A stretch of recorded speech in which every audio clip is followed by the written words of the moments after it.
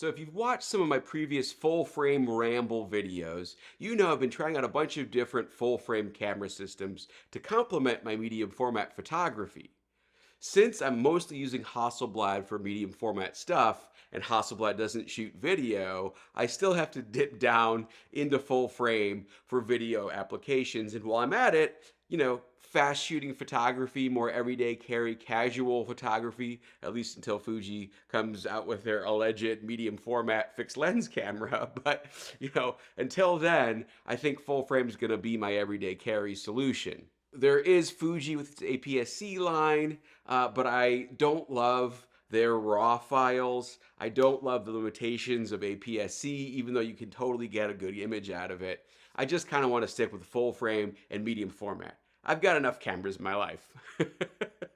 Even in medium format film, I've got a Pentax 672, I've got a Hasselblad 50C3 CW on the way, more on that later. Going to put the old 907 back on there, but that's a whole other video. And then in full frame, which I'm going to talk about in this video, I've already got a bunch of cameras, so I don't want to complicate it further with another sensor size and another set of lenses and yada yada. So, I tried Sony. On paper, Sony is probably the camera system I should be using. They're really good about iterating features. They put joysticks on their cameras except the A7CR, and they need to come out with an RX1R Mark II. But, they have a lot of the features I want. They've got the sensor protector, they've got high-res sensors in their cameras, they're small, they're compact, they're portable. But there's just something about Sony cameras I didn't love. Canon's lineup is not quite fleshed out enough for me yet. More on that in a separate video. So really that kind of left me trying out the two underdogs, right? Panasonic Lumix and Nikon. So I gave Nikon 2 weeks, and if you watch that video, yeah, you can see all the different Nikon cameras I tried, everything from a ZF to a Z8, but the ZF isn't quite there yet, and I think that's kind of the story of Nikon. They're killing it. They're coming after it.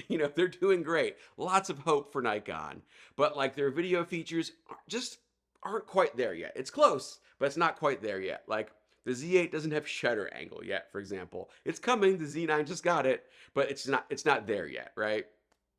Also, there's just something about Nikon colors I don't quite like. The way they tip their colors, especially in their raw files, is kind of like a yellow or green. And you can fix that in post, of course, but just straight out of camera, it's a little more work. It's just not quite what I was looking for. Nothing wrong with it. It looks really good, and I can see why people like Nikon files. It just wasn't for me. So that leaves Panasonic Lumix. They also, like Canon, don't have a fully fleshed out lineup, right? And that was sort of a sticking point for me. While I love the form factor of the S9, especially with this CRW grip, and I'll probably make a little video just about this grip, this form factor is just about perfect for me, but it doesn't have a joystick, it doesn't have an EVF, there's so many things missing with this camera. This 26mm is a weird choice, although with it on it is just the right size again, not a flip up screen, a flip out screen, so lots of things, For video, of course, so good. I'm filming on an S5 II. I'll have a story about that too, why I didn't get the 2X again when I bought back into the Lumix system here. But like, so good for video, right? Especially with probably the S1H2 on the horizon and the S1R2 almost definitely coming out. Lumix just has a lot of stuff that I like. I like their menu system. It makes sense to me. Their button layouts, especially on the bigger SLR style cameras, totally makes sense to me. So just sort of like it gels with me a little bit more. That's really what it comes down to. I like their colors a little bit better. Are they Canon color level? I'm not sure about that. I might have to make a video, like rent a Canon camera and make a video comparing them. But I think since Leica helped them with their colors in this S5 II generation and later, their colors have gotten really good, pretty accurate, very pleasing. Just works for me. Are they as good as Leica colors? No, but it's darn close.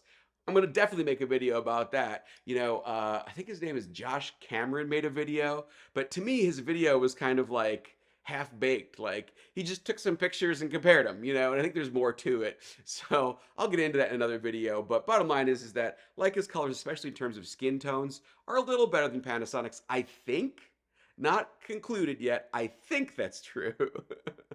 But, point is that, the Panasonic colors are pretty darn good, and I just like them better than the Nikon colors. Again, you can change this all in post, just talking about, the better starting point for me, for my tastes. thinking about Lumix, I was leaning that direction, but it did bug me that it doesn't have the full upgrade path. Kind of like Canon, it's missing things in its lineup, right? So then I had a revelation. I shouldn't be thinking about Panasonic Lumix in a vacuum as my full frame solution. I should be thinking of it as part of the L-mount Alliance. And that's when it clicked, right? Then you've got a pretty fulsome upgrade path, okay? Besides the S9 for your everyday carry kind of retro fun camera, you can rock a Q3 or Q3 43. If you watch my videos, you'll notice this is a regular Q3 I got, not a 43. Switched it back out. Another video about that coming soon. Also going to try out the Sigma FP because it's got a little viewfinder. And I think it's pretty sick for video. Again, another video to follow on this topic. Of course, you could also probably put the Leica M cameras in this like sort of fun everyday carry retro category. I think the S9 and FP could also be considered kind of good entry-level cameras. Panasonic's also got the Micro Four Thirds line, but again, I'm trying to simplify my life. I don't want another sensor and lens system. I want just one, full frame system that kind of covers this. But like, it does have the beginner stuff, so it covers that. For other people, I'm just not that customer. I'm not that consumer. And then for the more pro needs, that's where it gets interesting right now, right? This is kind of the fun gamble portion of the video. Like, why I'm putting this video out now specifically is that, I want to show my commitment to Panasonic Lumix and the L mount before this comes out. I think the system works for me regardless. Some might say that middle path is the S5 II and S5 IIX, and that's true. And again, I'm filming on an S5 II right now. But I probably will eventually sell the S5 II or just use it as like a crash cam, B cam, backup camera, So right now, in terms of like that professional camera for photo, you've got the SL3. Okay, I've made plenty of videos about this camera, so I'm not going to talk about it too much here, but I don't own this camera. This is a rental for some lens tests I'm doing right now. But this is an option. I think the S1R Mark II is going to come out very soon. I think those rumors are true. And I think Panasonic's going to do a great job with it. I think that Panasonic's strategy, as frustrating as it might be sometimes, is that they wait to release a camera until it's actually ready. That they put all the features they possibly can at that price point so that like it comes out and it drops like a hammer. I think it's going to be as good or better than the SL3 for lots of purposes, maybe not like ergonomic joy, but like for actual photographic, workhorse use. And I think it'll be as good or maybe even better than the Sony a7R5.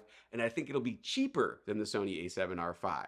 So that would totally be like the perfect photo full frame camera for me. And the more workhorse, workaday camera, not everyday carry necessarily, but if they come out with a really small form factor, it might do that too. And then I'm pretty confident that Lumix will come out with an S1H2 as well this year. And same thinking. I think it's going to be a monster of a camera. Would not surprise me if it's got 4K 120p, no crop, something like that. Something really amazing. Probably a stacked sensor, excellent low light performance, all that good stuff. Plus 32-bit float on the audio. It's good. I think it's going to be a GH7 in a full frame package. Or how do you say that? Like, I think it's going to be a GH7 with a full frame sensor, basically, in a full frame package. I don't know, but you get my point. So, if those things become true, Lumix kind of becomes the perfect system for me with some help from Leica, The L-mount Alliance shall provide. And then in that pro sort of like higher end cinema camera, Blackmagic is killing it. The Pixis 6K and I think now 12K. Not for me yet. I'm still in that S1H, prosumer level when it comes to video. But man, if I want to upgrade, that option is there for me. So for these reasons, I'm all in on the L-mount Alliance.